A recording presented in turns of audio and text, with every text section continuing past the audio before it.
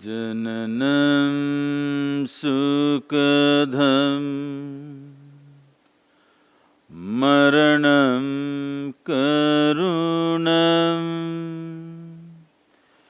milanam maduram smaranam karunam kalavashadiha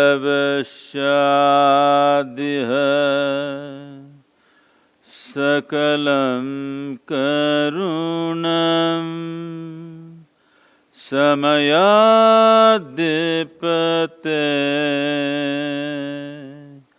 akilam karunam. Good afternoon, everybody, Excellencies and ladies and gentlemen. Thank you for being here. Good afternoon, Sadhguru, and good afternoon to Your Excellencies and distinguished guests, and to all the meditators who are watching on the internet right now. I'm so grateful to be here, and it's such a privilege, really, to be here. My name is Maxwell Kennedy, and I learned how to meditate from Sadhguru a few years ago. So we're here at the United Nations, and there are maybe 40 or 60 ambassadors here and 70 different countries and 7,000 people, and we're here to talk about sustainable development. So why did you start with a chant? The chant is an invocation. An invocation means to perform different types of activities. We need to have our energies in different ways. Otherwise, most people have become competent in one way or the other. But if you ask them to do something totally different, they will find themselves totally at loss. This is simply because their energies get directed in one way only. An invocation means you kind of make yourself malleable in such a way that for every different type of action, you need your energies in different parts of your system, and you're able to graduate that, calibrate that in such a way to perform that specific activity.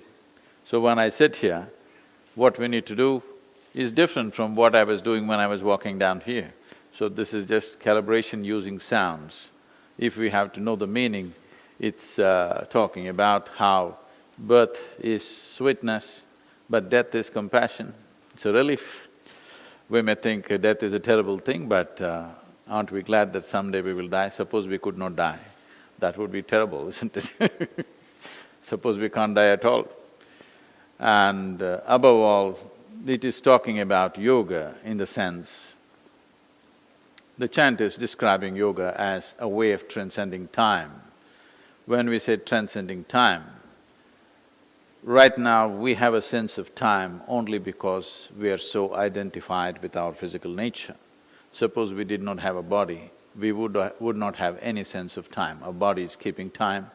Everything that is time is cyclical, but yoga is a dimension which wants to transcend, which helps you to transcend these cycles and make a journey beyond cyclical nature of life, which is the nature of physical existence.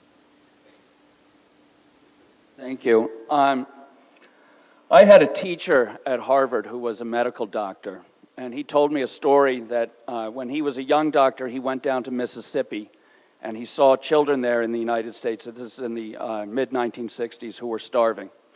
And after that trip, he went to Washington, D.C., and he tried to meet a group of senators, and he went to one after the other, and none of them would talk to him. And on Sunday afternoon, he got my father's phone number at home. My father is Senator Robert F. Kennedy. And my sister Carrie, who runs the Robert F. Kennedy Memorial, is here right now, and my wife Vicki. But he got my dad's number, and he called, and it was Sunday. My dad's with the children, and he said to him, well, all right, why don't you come over and we'll talk. And after they spoke, my dad went to Mississippi, to where this doctor had gone, and when he came back, he wrote this, he said these words, and there are others. On the back roads of Mississippi, where thousands of children slowly starve their lives away, their minds damaged beyond repair by the age of 4 or 5. In the camps of the migrant workers, 500,000 nomads, virtually unprotected by collective bargaining or social security, minimum wage, or workman's compensation, exposed to the caprice of fate and the cruelty of their fellow man alike. And on Indian reservations where the unemployment rate is 80%, and where suicide is not a philosopher's question, but the leading cause of death among young people. So after that trip, my father went back to the Senate, and he worked with a group of others, and they created the first food stamps program in the United States. And that is kind of the development model that I'm used to. So when I look at the Sustainable Development Goals of the United Nations, my immediate reaction is to think, are the Addis Ababa Accords going to fund this or not? But you have a different approach. Can you talk about yoga in that context? So when we say Sustainable Development Goals, we are talking about human well-being, addressing human well-being as 17 different issues which concerns poverty, nourishment, health, women's issues, environment, these kind of things. Essentially, we're talking about human well-being. How can you transform the world without transforming individual human beings? This is the effort that's going on in the world for a long time. We want to transform the world, but we are not aiming at individual human beings.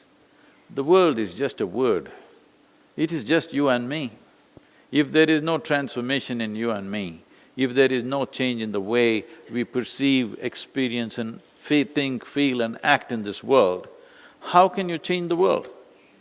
So we can pump in money, we can have projects, they will all go up and go down. But only if we transform individual human beings on a large scale, only then there will be true transformation. This is why yoga becomes a significant thing. Today, the United Nations taking up this International Yoga Day is a very important step. I would say it's a revolutionary approach, because without transforming individual human beings, you cannot really transform the world, because there is no such thing as in reality. In reality, there's just you, me and someone else. If all of us change, the world has changed. If we refuse to change, we will be only talking about it. I've been to any number of international peace conferences, and everybody's talking about world peace. In one of these conferences, where there were 17 Nobel laureates, I asked them a simple question: is it true that all of you are truly peaceful human beings? Can you put your hand on your heart and say, I am peaceful?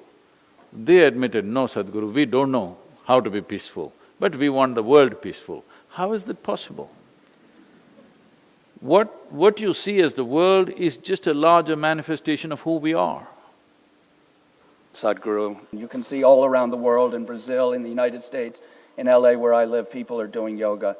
And when we're doing it, I'm stretching out my body and trying to control my breathing. Can you explain what yoga really is and how that can help attain the SDGs? So this fundamental human longing for health, for well-being, for fulfillment of life, when you find a logically correct and scientifically ascertainable way, then we say this is yoga. Yoga means in pursuit of human well-being, we've been doing all kinds of things. We've been looking up for a long time, which has led to humanity being divided in the name of religions, castes, creeds, in so many different ways. Now in the last 50 years, I would say we are looking out seriously and we are ripping the planet apart. All the environmental degradation that we are talking about is just in pursuit of human well-being. In the last 100 years, definitely, we are the most comfortable generation ever. But we cannot say we are well, because we are not really well. People are not happy, people are not peaceful. That is not happening because we have not addressed the inner nature. So when you address it in a scientific manner, rather than by belief, by philosophy, by ideologies, you address human well-being in a scientific way, this is yoga. The word yoga literally means union.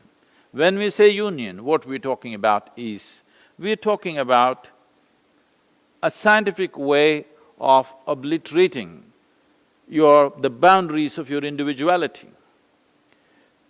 When I say a scientific way of obliterating the boundaries of your individual nature, what this means is, right now as we sit here, this is me, that is you, distinctly clear.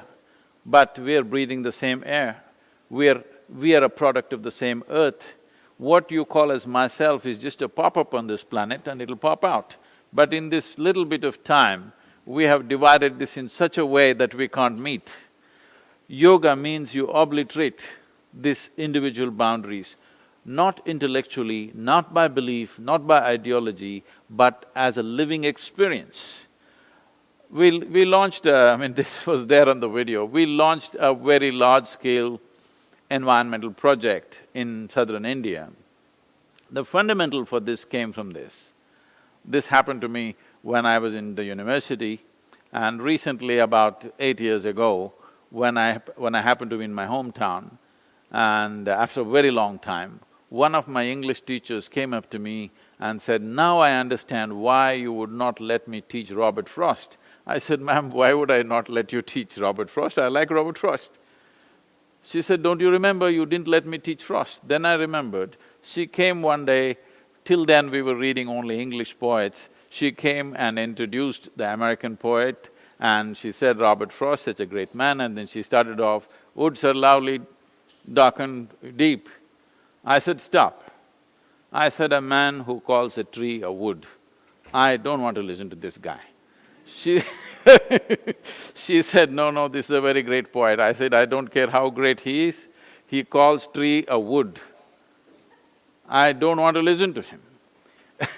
Then when we wanted to start this process in southern India, when we found that rivers were going dry and the groundwater was sinking very rapidly, when I decided we will plant 114 million trees in Tamil Nadu, the simple thing that we did was, I took thousands of people, made them sit under trees, and we set up a yogic process with which they experienced that what they are breathing out, the trees are inhaling.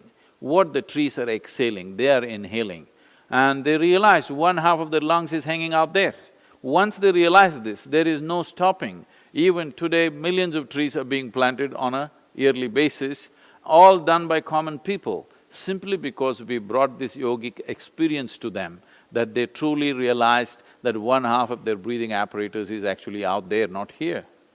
So, bringing this experience into people, that what you think as myself is not within the boundaries of your physical nature, it goes well beyond that. If this becomes a living reality, then fulfilling these goals that United Nations has for the world becomes much more possible than the way it is right now, where we are trying to push in one way, but a whole lot of people are pushing in the opposite direction, because they don't even see it as theirs. Thank you, Sadhguru. I wanted to point out this incredible thing about the tree planting project, is that Sadhguru insisted that the trees be planted on small plots of land, less than half an acre, and half of the trees are fruit trees, and then half of them can be used for firewood, so that the people who live on these lands are benefited from them, they take care of the trees, and those trees actually really grow. And one of the things that's really working on is poverty. And when I look at the world today, and I see, especially in the United States, this incredible gap between people who have capital and people who don't. And it's a very disturbing sign to me, the gap between rich and poor. Can you talk a little bit about how yoga would address that in terms of sustainable development? So we must understand this, that we have chosen an economic model which is all about everybody for himself or herself. There is no larger commitment to humanity as such, because that is market economy. Everybody does according to their own capabilities and skills and grab what they can grab. It's literally shoot and scoot economy. But we have gone for this simply because the socialistic, communistic ideas have unfortunately failed, not necessarily because they're bad, because human beings are not ready for it yet. That is, poor people who had nothing wanted to share, the rich never wanted to share, so it became a joke in the world. If rich had the consciousness to share, communism would have been a great idea, but the poor want to share, rich don't want to share. So that is the same situation here, and this is the same situation building up everywhere else in the world. Is this the best way to run the world? No. But do we have a better idea? No. So, because right now we are in that place. So the only thing that we can truly do is that we bring what we are referring to as yoga, as a living experience. Yoga does not mean twisting your body, yoga does not mean standing on your head, yoga does not mean holding your breath. Yoga means in some way you have transcended the limitations of your physical nature. You are beginning to experience life as a larger possibility, not just this physical form that you are. Once this becomes a living experience, sharing and living together will become a common experience everywhere. Does it mean we are going to start communes and everybody will live together? No, we can run businesses in a more inclusive way, we can create a more inclusive economic model, and this need not be done by government policy. This can be done by private individuals because there are companies which are almost as large as nations today. There are companies which are bigger than nations. So it is very much possible that business can be run in a more inclusive way. Right now we are thinking only of profit. Our idea of profit is very short-term kind of idea. If you really want to run your company, if you are thinking in terms of your company prospering in the next 100, 200, 500 years continuously, then it's very important that you make your customer your partner, that you make everybody else in the society your partner. Whatever you're manufacturing or whatever you're selling or whatever the business sees, whether you're selling a safety pin or a computer or a spacecraft, essentially the business is about human well-being. If this comes into the consciousness of every business person, if this comes into the consciousness of building every business, that essentially this is about human well-being. We do it in so many ways, but fundamentally it's about that. If this awareness and consciousness is instilled in the businesses on the planet, then you can find the capitalistic way of living need not mean disparity, can mean well-being to everybody.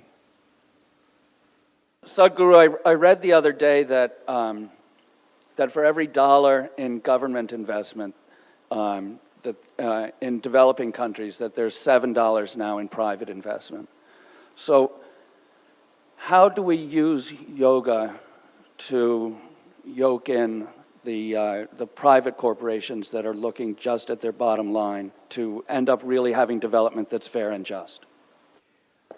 In the last 20 years, I have largely focused on the business leaders because there was a time a few hundred years ago where the most influential leadership on the planet was religious leadership. Later on, when the military machines built up in a big way, the military leaders dominated the world. In the last 100 years, democratically elected leaders have become the most dominant force. In the next 15 to 25 years, you will see the business leaders will be the most important or influential leadership on the planet. The good thing about business is that a businessman is willing to make a deal if the deal is good, no matter who you are. I'm saying the old prejudice of I cannot make a deal with somebody is going away and they're willing to make a deal. Now, anything is sustainable only if it is beneficial to both the parties. Nothing can be sustained either in the marketplace or in marriage unless it's beneficial to both the parties. Only when it's truly beneficial to both the parties, this can be sustained. This is slowly sinking into the business leadership. I have seen in the last 20 years, prominent business leaders, their way of thinking is very, very different than what it was. My essential work has been to move individual leaders from their personal ambitions to a larger vision, because a larger vision means then the business is sustainable for a long period of time. If it's just your personal ambition, the world will work against you. If you have a larger vision, the world will work with you. This is a big difference. So this is something that is slowly sinking in. You will see, if you see annual meetings of major businesses, what they're talking, if you look at the economic forum, if you look at various economic assemblies on the planet, you will see they're all beginning to talk about a larger vision, how to make a difference rather than how to make a profit. This is become the language of the business these days. It still has to manifest in a big way, but at least the language has changed from profit to making a difference. Thank you. Sadhguru, when you look at societies all across the world, there's a huge gap between what's available to women and what's available to men. The Sustainable Development Goals address this. What's the role of gender equality in yoga? See, yoga means transcending your physical nature on one level.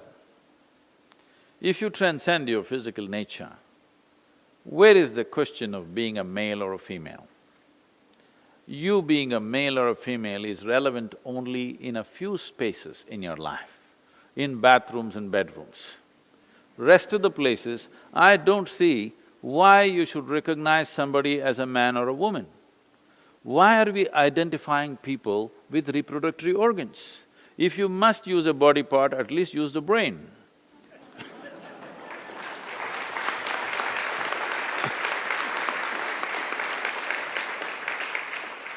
I think a small gender difference that is there between us to fulfill a certain aspect of our life is being stretched too far.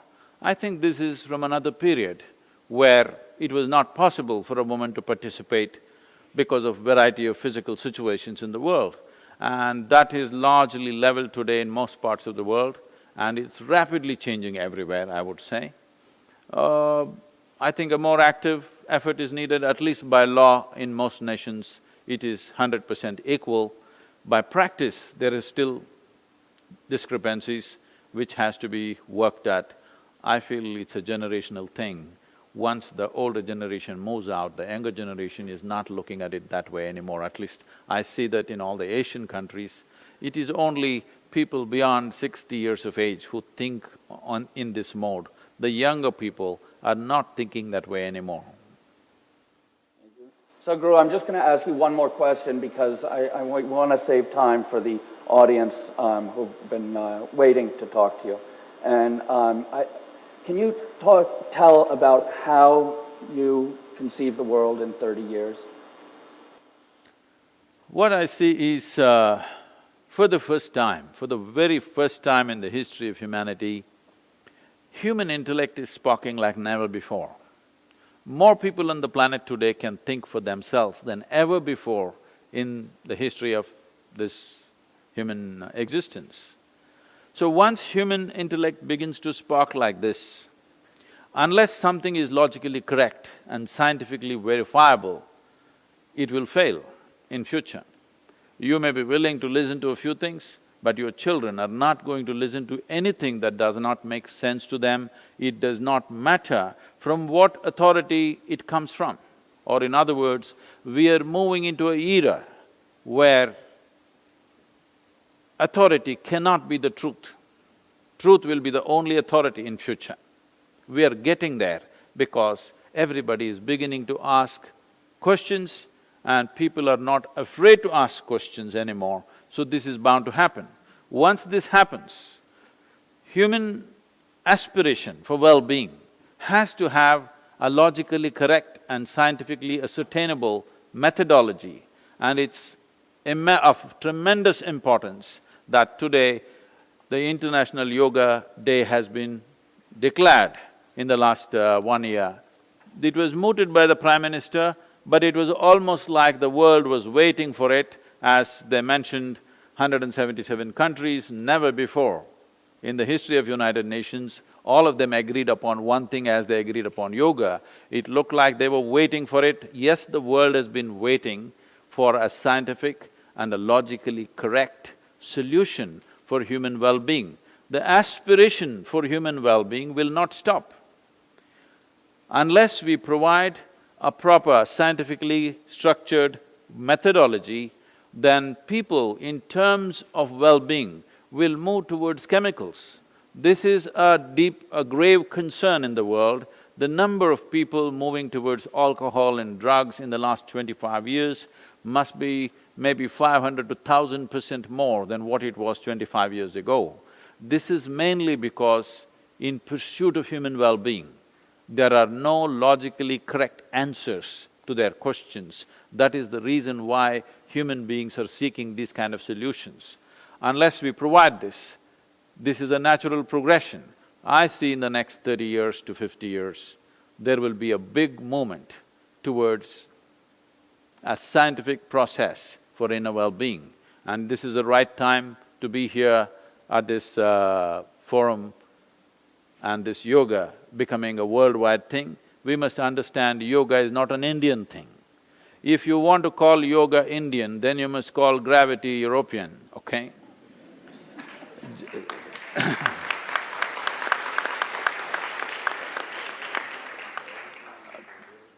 Because yes, it originated from that place, because India is one place where for a few millennia we had uninterrupted time to look deep inwards and to look at the human mechanism in utmost profoundness as to how this functions, what is the ultimate possibility within this human mechanism. This has taken a few millennia to understand and arrive at this possibility. And yoga, I want this message to go, the science of yoga is not just about health, it's not just about fitness, it is an ultimate solution for every aspect of human existence. There is different types of yogas, yoga can be taught in different dimensions. The ultimate possibility of raising beyond our physical nature, the ultimate possibility of knowing life in its fullest way.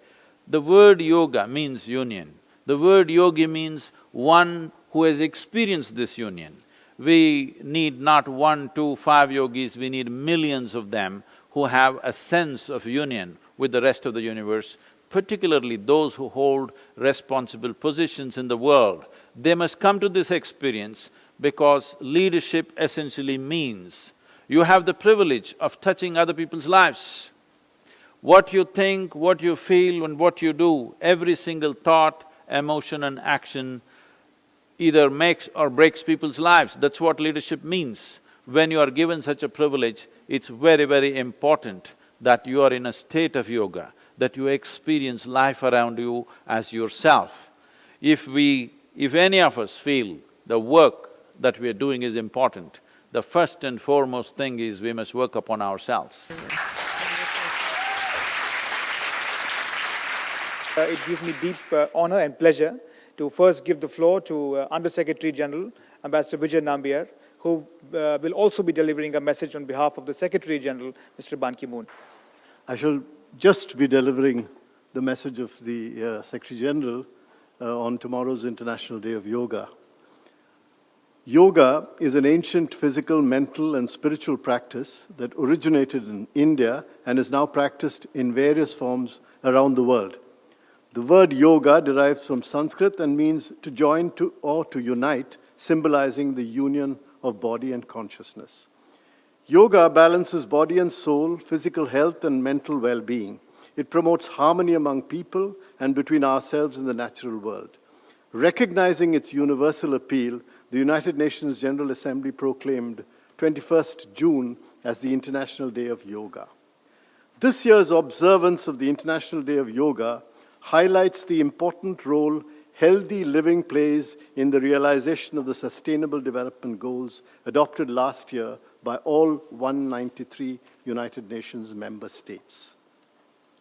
As exercise, yoga has multiple benefits. Physical inactivity is linked with a number of non-communicable diseases such as cancer, diabetes, and cardiovascular diseases, which are among the leading causes of illness and death worldwide.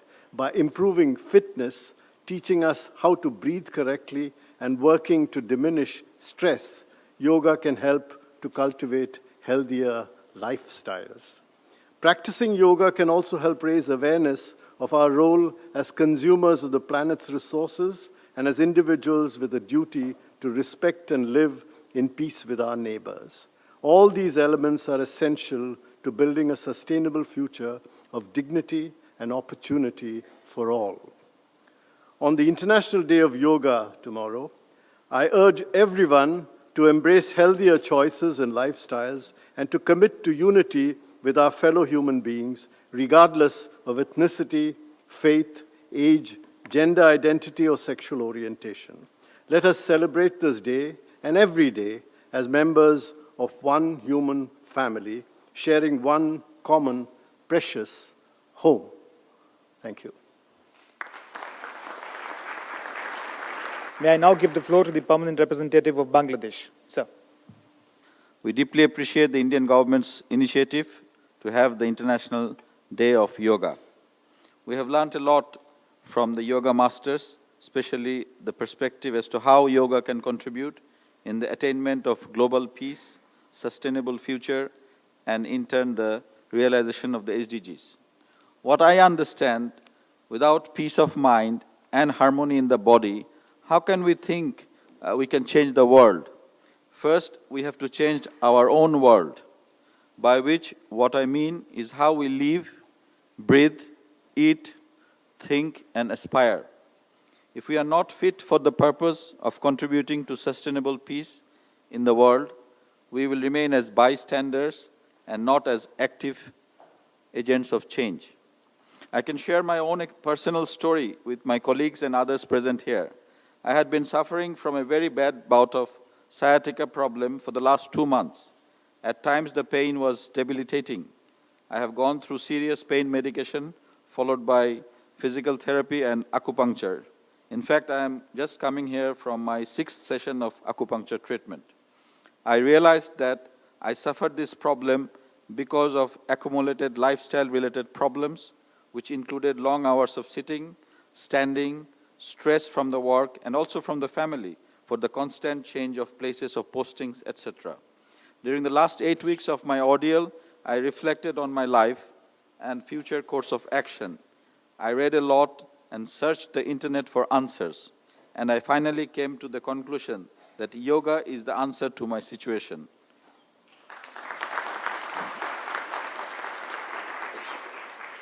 Although I did some yoga in my college days, my biggest mistake was that I discontinued that. Perhaps if I continued, I would have never faced my present predicament. Now, the Bhujangasana or cobra position, which is also known as Mackenzie something, is critical for the health of my spine. There are many other asanas or positions which can help me get my strength back as I feel a little better and able to practice those. The asanas will not only help gain my physical strength, but it will contribute to my mental strength through the meditational aspects of yoga. I thought I will share my most recent experience so that others like me in similar lifestyle situations can also learn and prevent the situation that I am in. Let's do yoga every day and not just one day in the year. Thank you.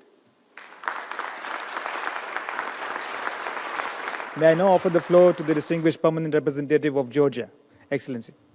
I was thinking about asking questions, but in fact, it's not as much as asking questions, but how what you told us echoes in all of us.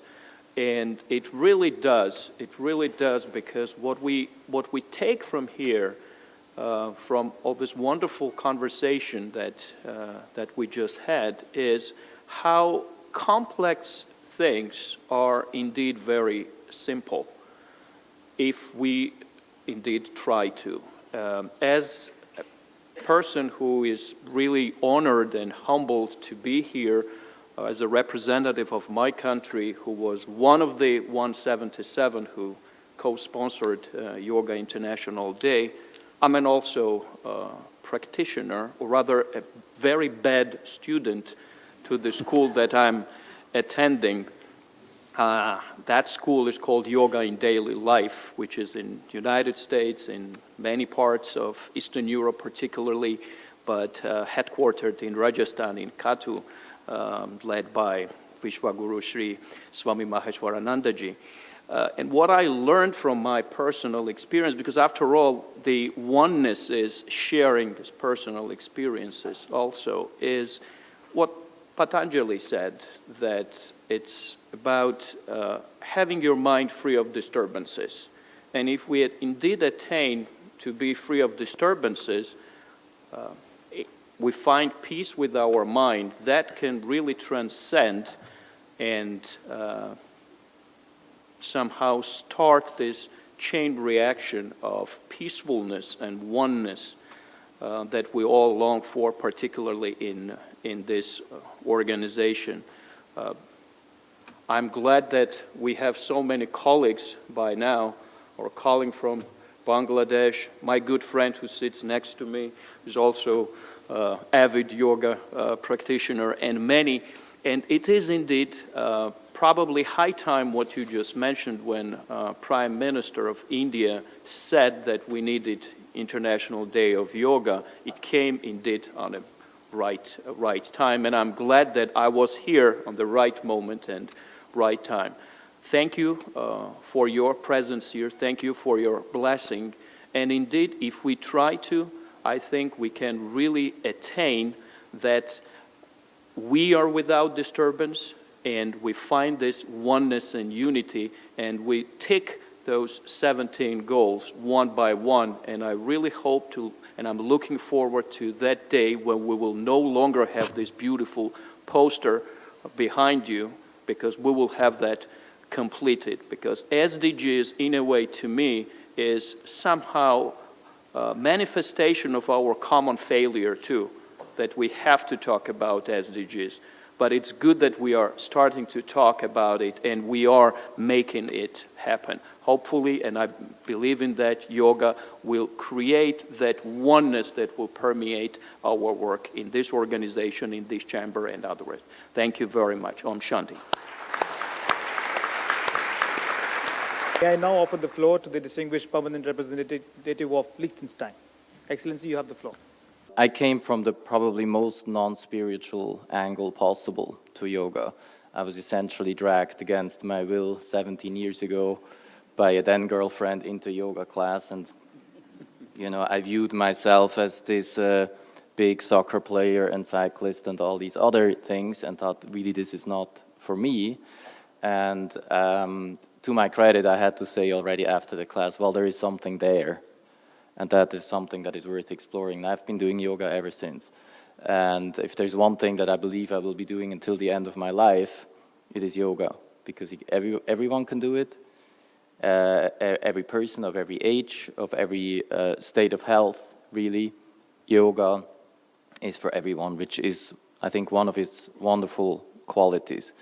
The other thing is, even if you come from that non-spiritual place that I came from, you realize over time that something happens with you, and that there is for me today no other way of connecting with myself, with my mind, with my body, the way I can in yoga. Sometimes I find out when I do yoga that before I did it, I didn't know how I was that day, and the moment I do it, I feel how I am, and I'm able to connect to myself, and that's also, I think, really the precondition for being able to connect with others. In looking at the theme and in thinking about this, for me the connection is very simple. The SDG agenda, tells us we know what the problems are, we know what the solutions are. We have to simply change our ways to get there, and then we can do this together. And I think this is where yoga can make a huge contribution. If you think it's not for you, try it one time. And I think it will be for many of you. Actually, I think it is for everybody. And one of my, small moments of happiness in life today is to take a person to yoga, because that just makes you happy. And this is why I'm offering a class tomorrow morning to some of you in the room, and you're gonna come say it with many others, and I really look forward to that. Thank you so much. For now, I have the honor to recognize another yoga master we have with us. In fact, Yogamata Kaiko Aikawa has joined us for this event all the way from Japan. Dear distinguished guests, Your Excellencies, ladies and gentlemen, spiritually, I come from a tradition and lineage that from the time immemorial have kept and shared with humanity the teachings of yoga. Yoga is a science that, especially with meditation, facilitates the harmony of the body, the emotions, and the mind. When these elements are in harmony, the individual becomes calm and peaceful in his heart. If the individual is calm and peaceful in his heart, this permeates in the community and thus in the world. I can attest from my own experience that by learning these practices, it is possible for everyone to awaken your own energies and achieve peace, love, and harmony. I deeply believe that if we as individuals feel peace and harmony in ourselves, that this will lead to love and peace being spread throughout the world. I thank you very much for enabling me to be present today.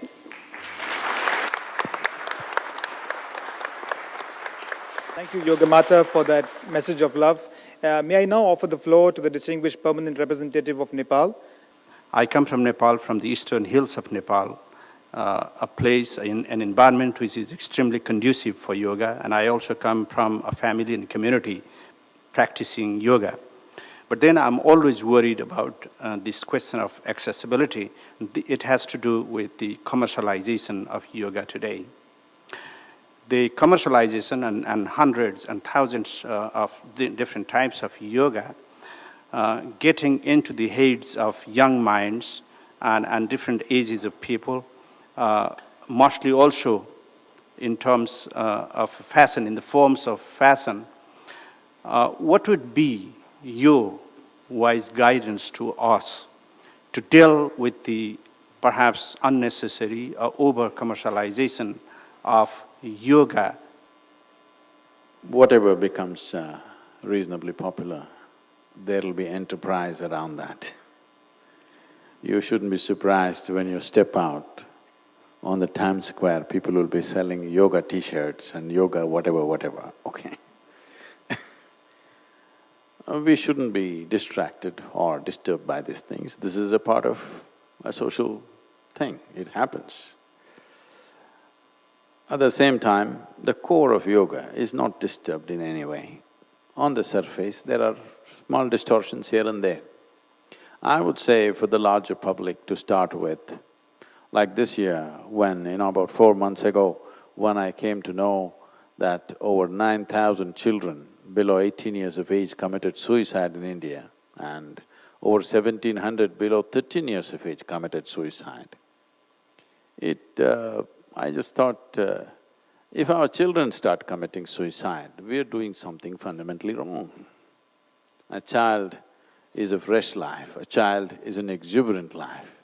A child should be a bundle of joy, but instead of that, they're deciding to take their own life, which is deeply disturbing. This is not a statement about the child who took his life, but this is a statement about all of us. What are we doing with our societies? So, off the cuff, I said, let's touch 10,000 schools. But today, with the cooperation of various state governments, we are touching nearly 30,000 schools, over 20 million children. Why I'm saying this, why this has become possible is because we are offering what is called as Upa-yoga. Upa-yoga means pre-yoga or sub-yoga. Why this effort towards Upa-yoga is, if you offer yoga, however innocuous the practice may look to start with, it has a spiritual dimension to it. Transmitting spiritual dimension to an unconscious population who are not ready for it, and without a certain level of expertise in the teachers, could be responsible over a period of time. So, we are teaching Upa-yoga, which has mainly physiological and psychological benefits, and here you can't do anything wrong, it's on the video. All the teacher has to do is make corrections and make sure people are not doing it wrong. I think it's a good way to spread yoga in the world is through Upayoga. Upayoga, the word Upayoga in Indian languages today has acquired the meaning of being useful, but actually it originates from this, that it's a pre-yoga or sub-yoga, or a startup yoga it is. And it's best to start that way with large populations, because when you start off an unconscious spiritual process for people, many of them may not be ready for it, even if it's a good thing. Even if good thing happens to you when you're not ready for it, things may not work very well. So, Upayoga is a very distinct way and a safe way to take yoga to the world large scale. After this happens, once they feel the benefits, once they experience what difference it makes, they will naturally seek yoga in a more serious manner, and that is when yoga should come into their lives. This could solve the concern that you expressed, but at the same time, somebody is doing something funny in the name of yoga, it doesn't concern me, because those things will always happen. But it's good that even commercial establishments are talking yoga. This means it's really on. I will now call upon Mr. Herman Bravo, who is the president of the Yoga Club right here at the UN. Mr. Bravo, you have the floor. Yoga is more than an instrument of personal transformation. Yoga has, as many of the speakers have mentioned, particularly Sadhguru, a social dimension. All that because the word yoga, as Tao remember us, yoga means union. Union between the body and the mind. Union between us and other human beings. Union between human beings and nature. And it is because of that interdependence and that interconnection that we are able to solve many of the problems. We have many problems, but we have to be optimistic, because the solution is by changing ourselves. Many of these strategies organized by the UN, they have a political meaning.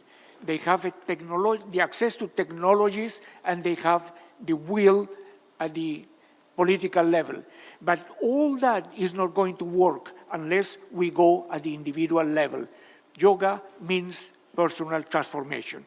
And because of that, the International Day of Yoga should be a wonderful opportunity to remind all of us that every day in our life should be a yoga day. Namaste. Thank you. I now give the floor to Ms. Neta Menabde, who is the Executive Director of the Office of the World Health Organization here at the United Nations. Ms. Menabde, you have the floor. It's a great pleasure and an honor to attend this celebration today. And indeed, this is a very unusual event for the United Nations, because it is deeply reflective, and it's not composed of prepared speeches that people deliver in a more formal way.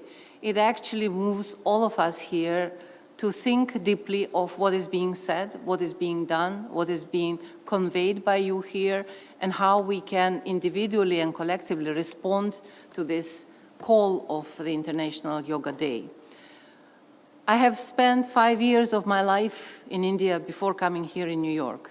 And of course, for me, it's something very special to be here today at this day.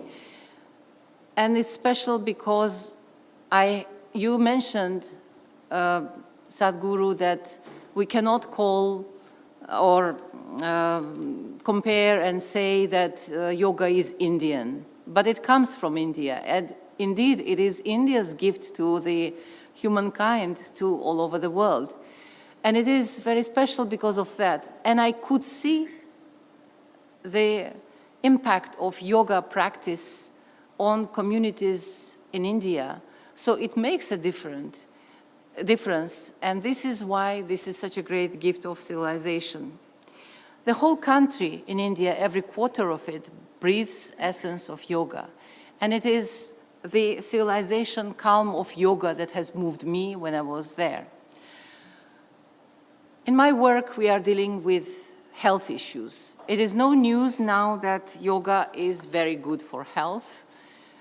But we also know now that health is no longer a standalone one of the Sustainable Development Goals. It is actually determinant for any other goal to be achieved.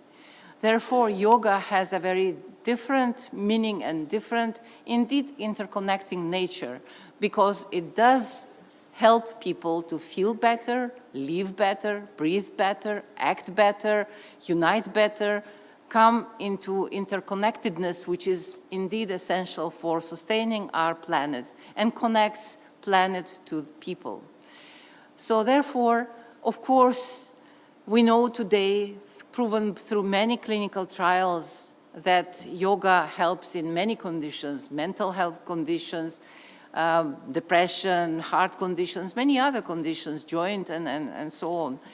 So this is not new.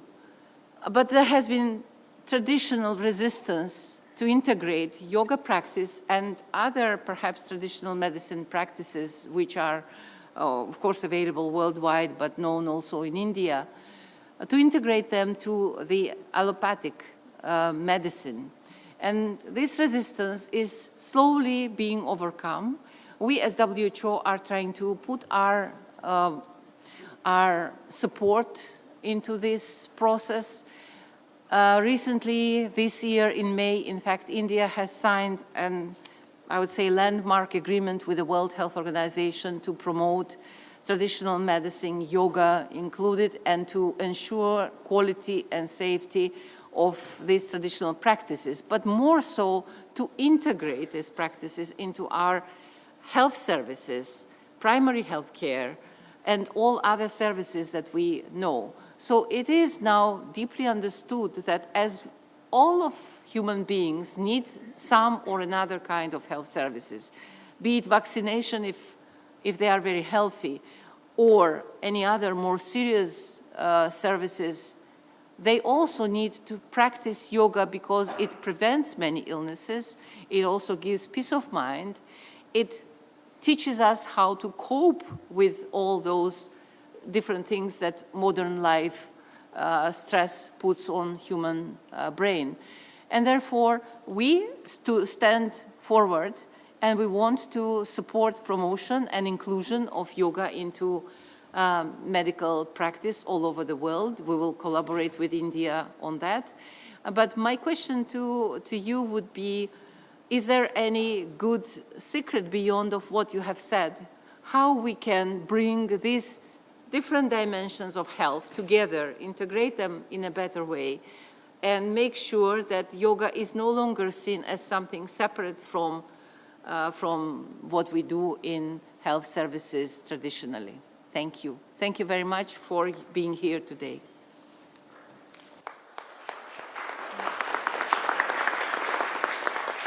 When our commitment has to shift to health, not to a particular system. People are married to a particular system most of the time, and they defend that system at any cost, no matter what. Every system in the world has something to contribute. But instead of being committed to health, we are committed to those systems. Because of this, there has been a lot of dislocation in how health can come about.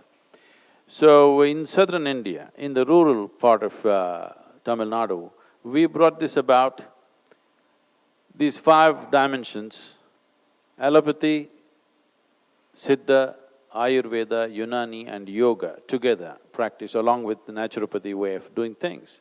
It has done miraculous things to the populations. We were the first pilot project by the Ayush project when it started 10 years ago. Now Ayush has become a ministry. I think yesterday or in the last week they have declared a Ayush University, which means Ayurveda, yoga, Siddha and all these things put together. This we started almost 15 years ago, and today it is an active part. What we have done is, we have medical vans which go with an allopathic doctor and a Siddha doctor, plus we have created over 112 or 13 village gardens where we grow herbs, over 100 and odd different types of herbs in a common piece of land where people are taught how to make use of it. For small things like stomachache, headache, fever for the children, diarrhea, these kind of things, all our grandmothers knew how to treat this. Unfortunately, even for these, people are going to the doctors today, and the way it is being treated with elaborate medication, generally in rural India, the cost of the medicine, if you fall sick for 15 days, it takes a year for you to recover. With the economics of the family, gets hit for almost a year. If 15 days somebody is down and they visit the doctor and the volume of medication and treatment that happens kind of economically sets them back quite a bit. So our commitment is to health, not to a particular system. And right now, the government of India is doing serious efforts to integrate this thing, and we've been doing this for over 15 years very effectively. I must tell you, a simple thing in rural India which can be… I was just last 1 week, I was in Africa. Even there, I thought this is something that'll work. We created what is called as a wave of health. About simple things, how health can be created within the family, for every family. One of the things that was done, I won't go into all the details, one simple thing we did was, every home should have a papaya tree, a banana tree, a murungu tree and a patch of greens. This transformed health situations in such a big way. You won't believe such a small initiative, such a simple initiative, what a difference it has done to people's lives. Like this small initiative can be brought because considering the economics of those families, it's very important we need to come up with solutions that works for them. In this, yoga practice has a significant role because creating a vibrant, healthy, vibrant and effervescent population is very, very important to fulfill the sustainable goals. If we don't create that kind of population, we will be only talking about sustainability, it will not happen.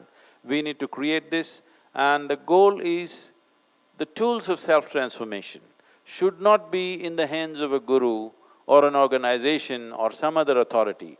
The idea is to bring this into everybody's life. Like today, everybody owns a toothbrush, which has created oral health. Just like that, everybody should have some tools for self-transformation. It is with this kind of commitment that we are going ahead, and there is a big support now in the world, wherever we go. In the remotest parts of Africa that I was there in the last 1 week, it was incredible to see that all of them know about yoga. I know this 25 years ago when I went into rural India in a big way, they knew what is Coca-Cola, but they did not know what is yoga. But today in the remotest part of Africa, people know what is yoga. This is transformation in many ways. Thank you, Sadhguruji. And Tao, would you like to reflect on this question? I'd like to thank you all. There's been so much beauty in this room and so much intelligence of what the world is all about and what we are all about and what we're going to do about it. And I think that it's absolutely fantastic to sit here and listen to all of the things that I've pondered for so many years and wondered about, not always finding the answers. But today was a revelation and a very special thing to happen to the whole world. In this room, you've started something that we've needed for a long time. It's out in the open now. Yoga is beautiful, but yoga is only beautiful if we use it and we make it part of our lives. I want to thank you all. I now give the floor to Mr. Rajiv Lalla, who has joined us all the way from Texas. If you could help us understand the role of a guru, of a teacher, not in the true academic sense where a STEM professor teaches me science and technology, but rather coming from humanity and that union among all of us. When you say a Sadhguru, you're saying an uneducated guru. That's what it means. Because you don't come to a Sadhguru to know about the scriptures, you don't come to Sadhguru to know about rituals, because the only thing that I know is, I know this piece of life from its origin to its ultimate, and this is all I know. By knowing this, by inference, you know just about everything because everything is made the same way. Today there is something called as a constructional theory, where they're talking about how the atom and the cosmos are essentially fundamentally same design, only the sophistication and complexity is multiplying. So the amoeba and you and me are made the same way, only the complexity has multiplied. Having said that, in what way is a guru relevant means, you're trying to walk on uncharted terrain. Every year, I trek in the Himalayas, in Nepal and Tibet. Once you go into the mountains, that illiterate Sherpa who is there, who has not been to school, but if he says right, you turn right, if he says left, you turn left. You better do that, otherwise you won't come back. You do that because he knows the terrain. The same goes for this. This is just an inner terrain. It's best to walk with somebody who's already walked the path. Otherwise, simple things will become complicated. What is next door, you will go around the world and come back to it. All this complication about, for example, today if you utter the word meditation, people think something very difficult to do. To put it simply, first of all, the word meditation, English word meditation, does not describe anything in particular. If you sit with your eyes closed, they're saying you're meditating. With your eyes closed, you can do japa, tapa, dharana, dhyana, samadhi, shunya, there are any number of things you could do. Or you might have just mastered the art of sleeping in vertical postures. It happens. So, when we say meditation, we must understand it's not an act, it is a quality. It is like you want flowers in your garden. If you want flowers in your garden, you don't have to sit there and do flower meditation. You don't have to think flowers. You have to think soil, manure, water, sunlight. Have nothing to do with flowers. But if you do those things, flowers will happen because it's a consequence. Right now, because we have gotten into this madness of being a goal-oriented society, we are interested in the flower, we are not interested in the plant. This is the fundamental that the yoga will change within you. You understand that you have to handle the process right for a consequence to happen. So in yoga there is a saying that if you're goal-oriented, your one eye will be on the goal. That means you will find your way only with one eye, which is an inefficient way of doing things. If you use both your eyes to find your way, it's much more efficient. So, why is a guru needed? It can be done without it. I'm asking you a simple question. Even to learn ABC, the alphabet, you needed a teacher. But you could have learnt it by yourself, maybe you would have taken a lifetime, but the teacher taught it to you in a month or two. That's a big difference. So, like somebody was talking to me and they asked, what is this guru about? I said, this is the GPS, a living GPS, a guru positioning system, you know. If you want to find your way, it's best in uncharted terrain, unknown terrain, it's best to walk with somebody who's already done the terrain once or many times. Otherwise, simple things will become very complex. And it's my pleasure to recognize Ms. Denise Cotto, who is the chair of the International Yoga Day Committee at the United Nations and an executive board member of the United Nations Staff Recreation Council Enlightenment Society. Denise, you have the floor. The International Day of Yoga Committee at the UN came into existence last year in the summer after the first International Day of Yoga. Sri Chinmoy, years ago, his vision was to have peace meditations with the staff, and he started the yoga club, which German is the president of.